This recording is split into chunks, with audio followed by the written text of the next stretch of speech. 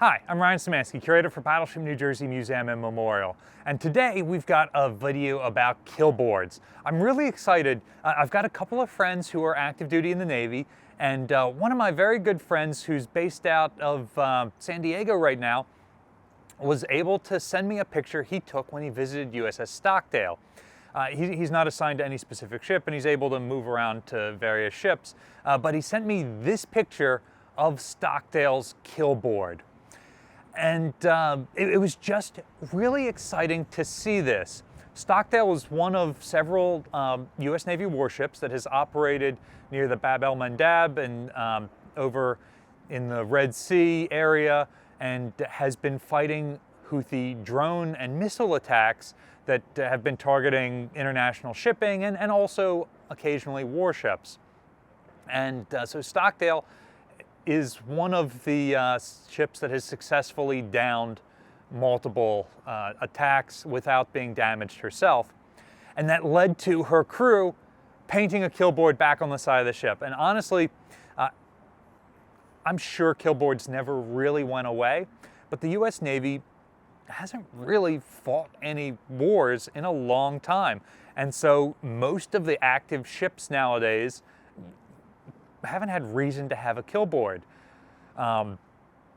Obviously, I would like a world where there is no war happening, where we don't have to shoot missiles, and where American sailors aren't threatened by drones and missiles.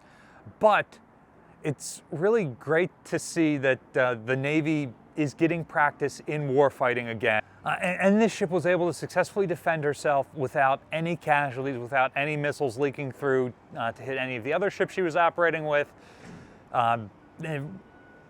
It's also fantastic that these young people who are serving on Stockdale have now gotten that experience, and not just the crew of Stockdale, but something like a half a dozen Navy warships or more have now cycled through there.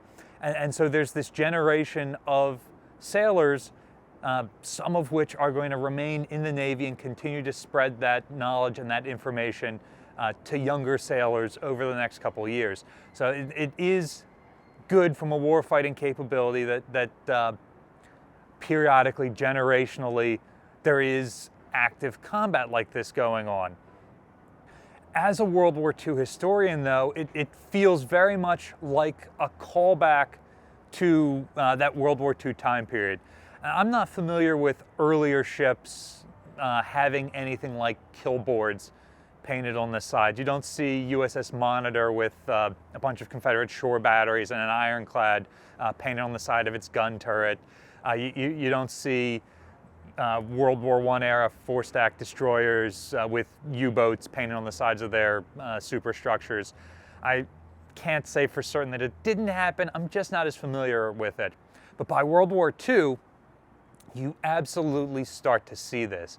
You see lists of islands bombarded, ships sunk, aircraft shot down, and we've even got two pictures of Battleship New Jersey that shows our Killboard. The first one is this one right here. It's a picture of a sailor who just happens to be standing over the railing that has a portion of that Killboard. And from that we were able to see basically how big it was and some of the details of it, but not enough to reconstruct it.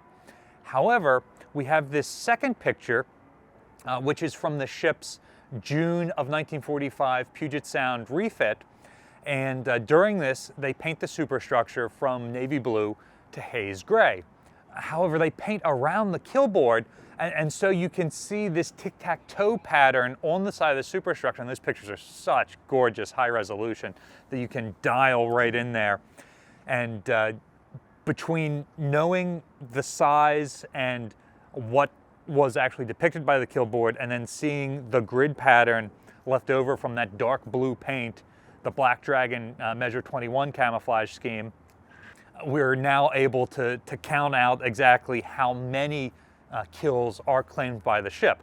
And so we've made a new interpretive panel here, and so you can now see we've got one Japanese merchant ship kill, Akagi Maru, in February 1944. We've got one Japanese warship kill, Mayakaze, also in February 1944.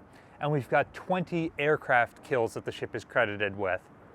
Now, notably, The World War II Killboard is not painted on the ship now because she's interpreted the way she would have looked in 1990. So you can see all of our combatees and other ribbons and awards up there, but not the old Killboard, which we were able to recreate for this sign.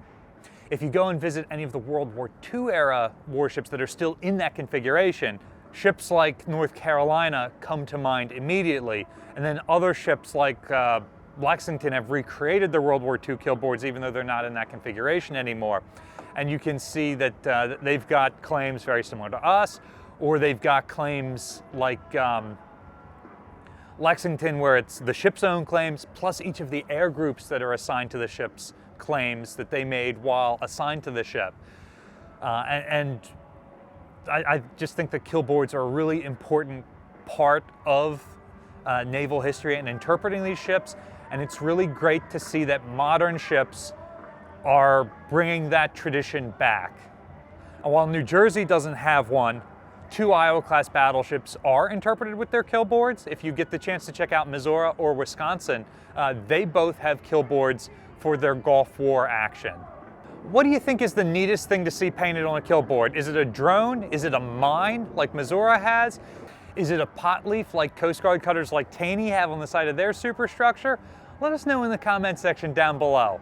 Battleship New Jersey receives operating support from the New Jersey Department of State, also from a number of other businesses and private individuals like yourselves. Your support allows us to do the research to create the new interpretive panels to interpret our ship's history. We really appreciate that support.